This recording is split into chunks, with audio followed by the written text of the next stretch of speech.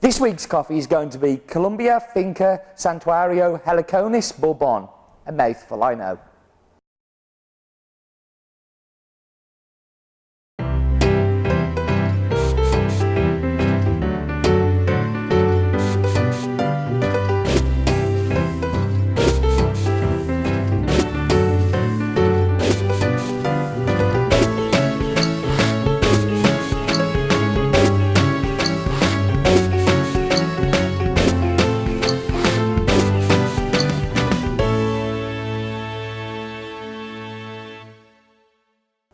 So hello everybody and welcome to episode 170 of In My Mug. I'm your host Stephen Layton, and as I said, this week's going to be all about an old favourite returning, but also kind of returning in a little bit of a new guise, which I'm very excited about. I'm also very excited to be delivering this coffee this week because it did rather well in a barista competition. Well done to Dale Harris, who is my wholesale director here at Has Been. Who competed in the Southwest Regional Heats and won, which, big round of applause to Dale. But not only did he win, he got Best Cappuccino using this coffee, he got Best Espresso and Best Signature Drink using its yellow brother, of which I shall tell you some more a little bit later as we go on. But like super proud and super impressed that he used this coffee, and it's kind of really good because it just arrived and we'd been waiting for it forever and it arrived just in time. So it seems a good time to be doing it. So before we get into the coffee, I wanted to tell you that it's one of our direct trade coffees from Colombia, from the container that arrived last week. But I never really say what direct trade actually means. So it means lots of different things to lots of different roasters, and I don't think it's necessarily very clear. I have tried to write blog posts in the past about it, but I don't seem to really get the words quite right in the way that I wanted to say it. So we've made a video that I'm showing you now, and this is going to show in full basically what direct trade means to us as a company, and I'm going to show it you in the half-time bit where I go off and make the drinks. But anything that you see with a sticker on it, I'm going to show you the sticker on the screen now, and the subscribers will have already seen this, means it will be included in our end of year report for direct trade, where we're hoping that we can tell you lots about the relationship, lots about the coffee, the prices that we paid for it, and the plans for the future with those producers. So I see this as a really exciting project that's kind of going to grow, and if you've got anything that you would like us to kind of look at with it too, I'd be really cool to have feedback on it. But anyway, the coffee. As I've said, we have seen this before. This time it's a UK exclusive, which makes me very happy.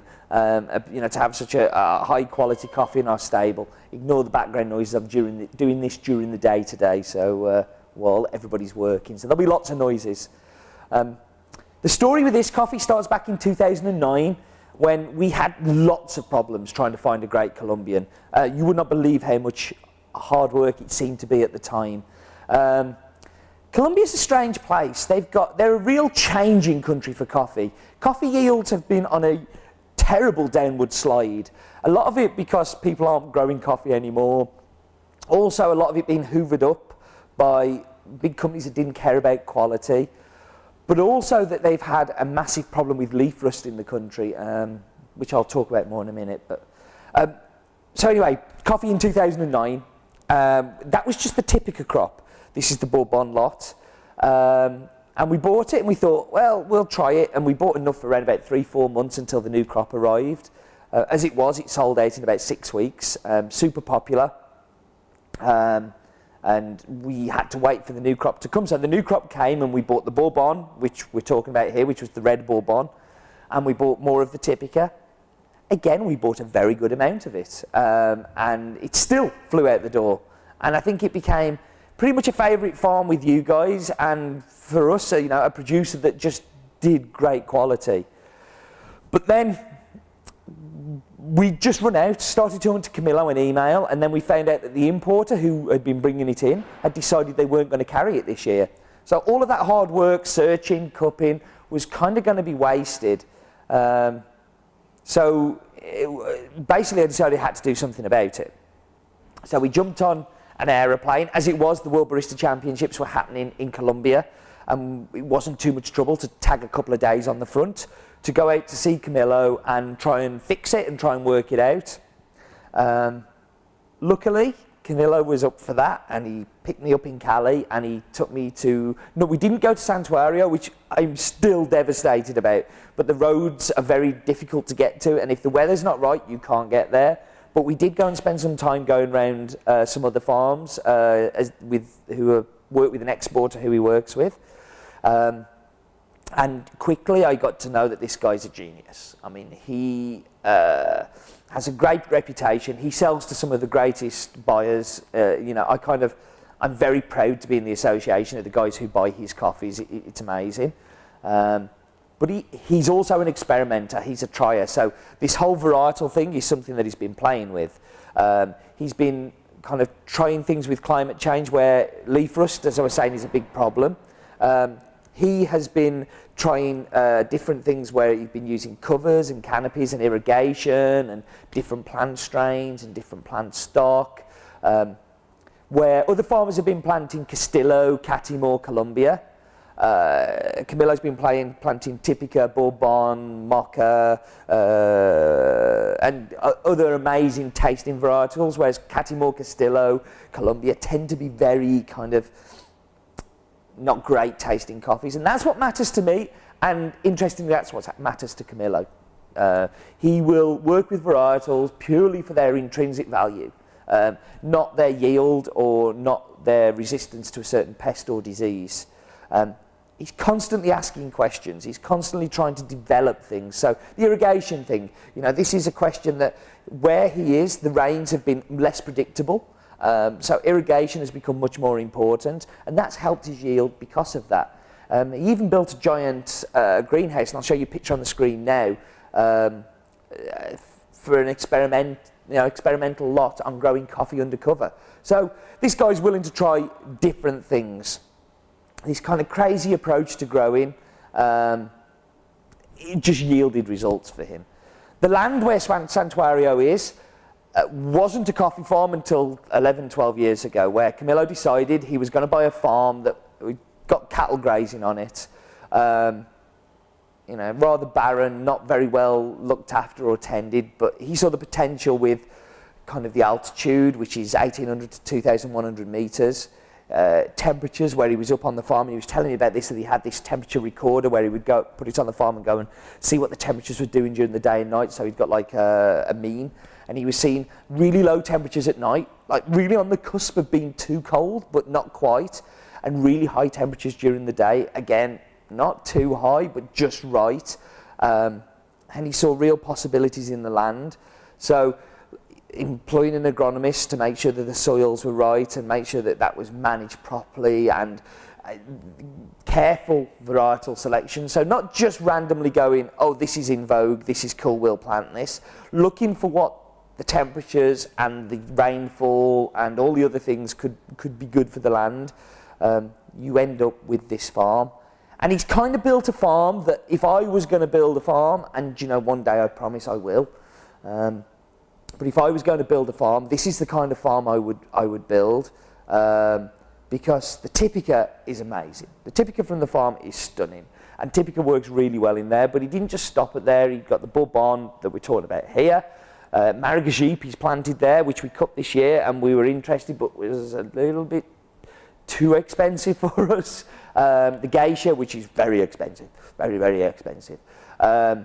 But it's just a beautifully laid out farm. I'm going to show you a picture on the screen now of a map of the farm, and you will see that this is a beautifully laid out farm. We will be seeing Typica on In My Mug in the future, but if you can't wait, it was added to the site yesterday, so it is there if you want it. We also have a very special lot of the yellow Bourbon, so the same varietals of this, but the yellow fruit, which is the coffee that Dale used in his signature drink and espresso. He basically has red and yellow cards, and the judges have to choose which one, which won't be on In My Mug because it's ridiculously expensive, but if Dale wins, maybe I'll throw it in there. We'll see. No pressure, Dale, no pressure. But the yellow is available to buy on the site. I don't, it's a tough one. If he wins, I promise I will do it as in my mug, but I'm not doing it normally because it's just so expensive. So, yeah, Camillo's built this beautiful farm. He has this beautiful stock. He has some great buyers that he's very happy with, but he hasn't stopped there. He is building a new wet mill. He is replanting some of the varietals to move the gardens around because he's found that some grow better in different parts to others. He hasn't sat still or sat on his laurels. He really wants to keep improving it, which I think is fantastic. So we should talk about the numbers. Country, Colombia. Farm is called Finca Santuario. The area on the farm is called Heliconias. This is 100% red Bourbon. It is a washed coffee. This part of the farm has an altitude of 2,050 metres above sea level, so Heliconias is this special part. The producer is called Camilo Merizalde. The closest city to the farm is Cali. It's around about 2.5 hours away if the roads are clear. So I got very close to it, but not close enough. And yeah, I guess that's it. So, time to show you the video, as I promised, of our direct trade, while I whap the camera on pause and go and make some lovely tasty drinks. So yeah, I'm going to do that and I shall be back. Actually, before that, it is time for, I think it's that side, the Wheel of Death. I'm probably wrong. But time to pull out the Wheel of Death, and this week it's going to be, hiccups? No, Kelita Wave. So sit back, crack out the popcorn, enjoy this brief interlude, and I shall be back with you in just a moment.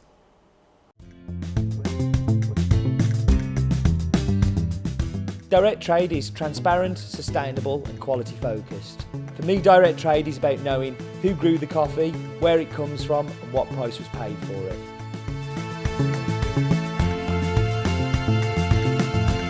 It's about having a relationship with a producer, getting to know them, going to visit them, getting an understanding for what their needs are. Direct trade's not a charity effort. It's not about me sleeping better at night. It's about finding great coffees with great provenance and building on those relationships year on year. Anything that we call direct trade, we know exactly the price that was paid for it and we're heavily involved in the negotiations. At the end of the year, we'll publish that information in our relationship report and then you can see the price that we paid.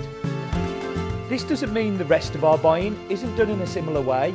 We work with reputable importers who it's their job to foster and build those relationships. But with direct trade, it's our responsibility to make sure that that relationship is looked after and the producer is rewarded for the hard work that they do. Direct trade is a long-term relationship.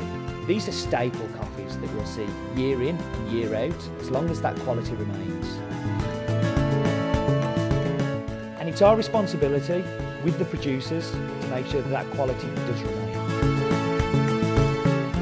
It's a team approach to coffee producing and selling that at its very heart is transparent, sustainable and quality focused.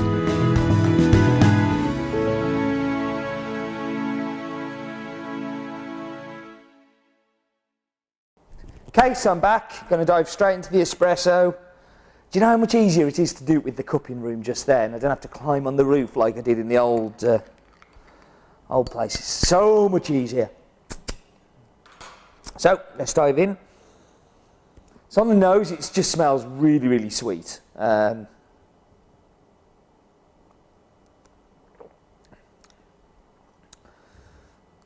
quite good. So I've pulled doubles today because I was using a machine that got blind portafilters in, so I've used doubles where I don't normally use doubles. So it's a bit intense, but I think that's much more what I've done than anything else. But what you do get is on the front end you get like for me, it's a baker's chocolate, so it's not like a dark chocolate, and it's not like a milk chocolate, it's a baker's chocolate. Dale felt it was much more of a dark chocolate, and that's what he used as his descriptors. I think it's a hair's difference. What we did agree on is there's a brown sugar, and there is a lovely brown sugar in there, and the acidity is just amazing. Think plums, think stoned fruit, just an amazing complex acidity. But super clean at the same time, like a very, very clean coffee and a great espresso, So during the competition, the judges could choose red or yellow, so they could have had this as the espresso. They chose to go for the yellow. The yellow is a little bit more focused, a little bit sharper, so the acidity is a little bit more kind of, I don't know what the right word is, but it's a little bit more focused. Focused is a good word, I'm going to use focused. It also has a beautiful creamy edge for me. Now again, we don't necessarily agree on that, but for me, I think it really has got this creamy, beautiful edge. So, snozzer in the bowl time. Okay, so on the smell, it's what you get in that espresso, it's that sweetness. I mean, you don't get the acidity so much, but you do smell the sweetness, and you do smell like a cocoa, cacao, chocolate kind of thing going on. Yeah, it's just beautiful smelling coffee. Before I dive into the milk, we're going to do our map thing, so I'm going to take you on a little tour. So here we are at the roastery again, because that's above here. Aerial view, we're going to zoom out very quickly and zoom across to Colombia. So you can see here on the map, we've got a couple of coffees that we get from Colombia, but we're going to zoom into Santuario now, so you get a rough idea. So it's in the south, very near to the city of Cali, which I think is something like the third biggest city in Colombia. Am I making that up? But anyway, you can see there, that's a beautiful aerial shot of the farm. I'm going to show you, before we come out of that, also show you a shot of the farm again, and the layout and all of the things that are there. So, cool. My map fixation carries on. Thank you for all the feedback on the maps last week. Lots of people have sent me some tools that I'm going to have a look at as soon as I get a spare second. If you don't follow me on Twitter or Facebook or the blog, we had 7 days with 7 coffees last week added to the site, so every day a new coffee added. I've done it again this week, so we're on day 3 or 4 now of new coffees. So 14 new coffees basically in just over 2 weeks. It's pretty amazing. So let's dive into the milk.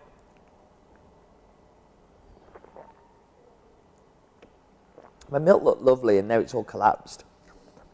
Okay, in milk, a lot of that plum acidity is muted down. You don't get so much of that, and you never do. The acidity always gets reduced in a cappuccino for me. What is increased is sweetness, because you've got sweetness in the milk hitting the sweetness of the coffee. So that brown sugar just explodes. The baker's chocolate is definitely still there. So that whole kind of cooking chocolate type, cacao. I mean, it really is like cacao nibs a little bit, and delicious. So yeah, I like that. So let's dive into the brood.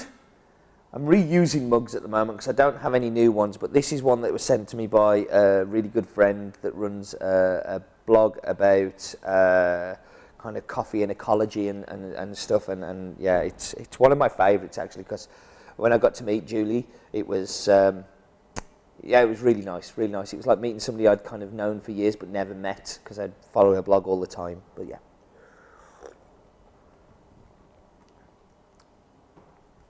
Now this is where the judges lose out, because in the barista competition, you don't get to do brewed coffee. But that's a good brewed coffee. That plum becomes the major part in the brewed. The acidity is everything. It is so alive, and it's so clean. So the plum and the stone fruit, so think, just that kind of whole, just fruity and zesty and alive. And it's different how I remember it to last year, because last year's was much more lemon and lime. This is a much more grown-up acidity, and I guess this is as the farm grows up. For me, it's better than last year, and I loved last year's, and I think last year's was better than the years before. I wonder where this farm can continue to keep going, because Camillo will keep pushing it for as far as it can go, for sure. So let's finish up on the numbers. So the farm is called Finca Santuario. The area on the farm this coffee is from is called Heliconias. It's 100% Bourbon, red Bourbon, washed process, altitude of 2,050 metres above sea level, owned by Camilo Merezald, sorry, I always get it wrong, I always stumble on it too. Closest city is Cali, and yeah, that's it. Direct trade. Anything with that on, we'll make it into our end of year report. I hope you enjoyed that little video. Next week's In My Mug is going to be super exciting. I've got a guest coming on. I also have something that has arrived today as another video, which I think will be stunning. I'm super excited. Like, could not be more excited about it. I know I'm always excited. Leave me alone. Okay, I'm done. I'm going to wrap up. Listen, thank you very much for joining me as always. It is a pleasure. It is an honour. And do remember, life is too short for bad coffee.